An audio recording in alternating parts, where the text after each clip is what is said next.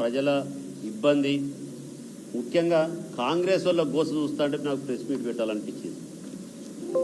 మనం ఎవరో పక్కోళ్ళు మాట్లాడడం కాదు, వాళ్ళ నాయకులే వాళ్ళ కార్యకర్తలే వాళ్ళ భుజాల మీద వేసుకొని మోసిన వాళ్ళని చూస్తూ ఉంటే వాళ్ళ ఏడుపు అర్థనాదాలను చూస్తుంటే బాధ అనిపించి మరి ఒక్కసారి పరకాల ప్రజలకు కూడా మా మనసులో మాట మాట్లాడాలనిపించి ఈరోజు సమావేశం ఏర్పాటు చేసుకున్నాం.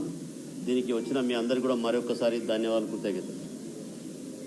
ఇలా మనం చూస్తూ ఉన్నాం గ్రామ సభలు వాస్తవంగా ప్రజాపాలనలోనే అప్లికేషన్ తీసుకున్నారు.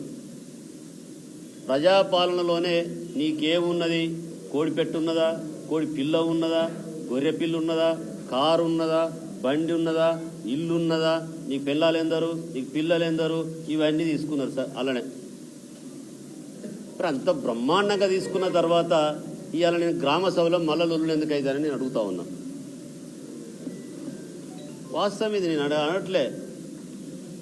నీకు భార్య ఉందా లేదా అని అడుగుతున్నావు, పిల్లలు ఉన్నాయా లేరా అని అడిగినావు, వాళ్ళు ఏం చేస్తున్నారని అడిగినావు, డిగ్రీ పీజా చదువుతున్నారు అని అడిగినావు, నీ పిల్లలకి ఎలాంటి ఉద్యోగం ఉన్నదని అడిగినావు, నీకు పెన్షన్ ఎలాంటి పెన్షన్ అని అడిగినావు, నీకు ఇన్కమ్ ఎంత అడిగినావు, సెల్ఫ్ డిక్లరేషన్ ఇవ్వమన్నావు. సెల్ఫ్ డిక్లరేషన్ వాళ్ళకు వాళ్ళు ఇచ్చుకున్నారు. నా ఆస్తిది నా ఖాతా. ఓకే, ఇందిరా మిల్లులో అప్లికేషన్ పెట్టుకున్నారు. ఓకే, నీకు అధికారులు ఉన్నారు కదా, వాళ్ళ ఇంటికి పోయి ఇందిరా మిల్లు ఉందా, లేకపోతే ఇల్లు ఉందా, గుడిసె ఉందా, గూన పెంకలు ఉన్నాయా, వాళ్ళ పిల్లవాడు చదువుకున్నాడా లేడా, ప్రతి ఒక్క స్పెషల్ ఆఫీసర్ నేసి ఇంటికి ఎంక్వైరీ పంపించావు. నువ్వు బాధ్యతగా నువ్వు చూసిందే రాసుకొని రమ్మని చెప్పి నువ్వు ఎన్ని కాలం లేదు, ఎన్ని నెంబర్ల కాలం,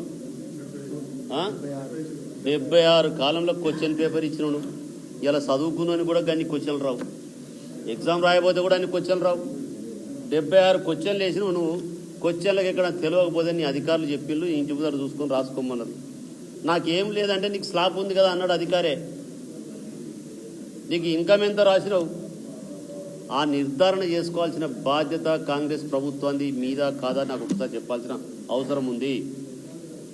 దాన్ని మళ్ళీ ఏందో గ్రామ సభలను పెట్టి కల్లోలు సృష్టిస్తూ అల్లర్లు సృష్టిస్తూ రాయరాని విధంగా ఉన్నటువంటి భాష మాట్లాడుతూ ఉన్నారు. ఇలా ప్రజలు చూస్తూ ఉంటే చాలా బాధాకరం అనిపిస్తుంది. ఏ ప్రభుత్వంలో కూడా ప్రజలు ఇట్లా మీద పడి తెచ్చిన సందర్భాలు లేవు. మా కేసీఆర్ గారి ప్రభుత్వంలో 10 సంవత్సరాలు మేము కూడా గ్రామాల్లో తిరిగాం, గ్రామ సభలు నిర్వర్తించాం. గ్రామంలో ఖచ్చితంగా నీకేం కావాలని మాట్లాడడం, పారదర్శకంగా ఉన్నామే తప్ప పార్షివాలిటీగా లేం, పార్టీలకు అతీతంగా లేం, నీ ఈ పార్టీ ఆ పార్టీ అని అడగలే. నిన్న ఒక ఎమ్మెల్యే అంటాడు, అవును మా వాళ్ళకే ఇచ్చుకుంటాం అంటాడు. ఓకే, ఇచ్చుకొని కాదని లేదు. వాళ్ళకి ఇల్లు లేకపోతే, వాళ్ళకి రేషన్ కార్డు లేకపోతే ఇవ్వు.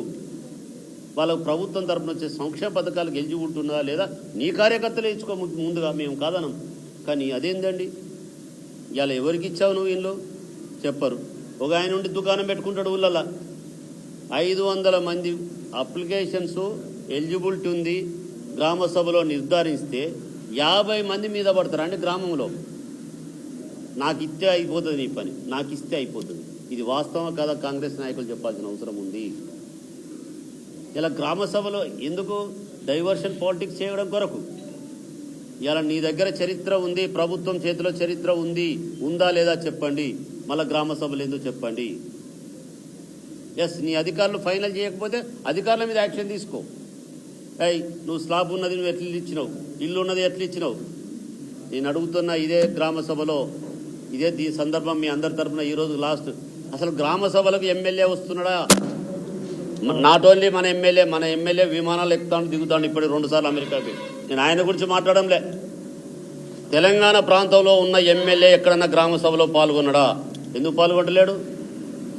మంత్రులు చెప్పేది ఎమ్మెల్యేలకు అర్థమైతే లేదు, ఎమ్మెల్యేలు ఏం చెప్పాలో కార్యకర్తలకు అర్థమైతే లేదు.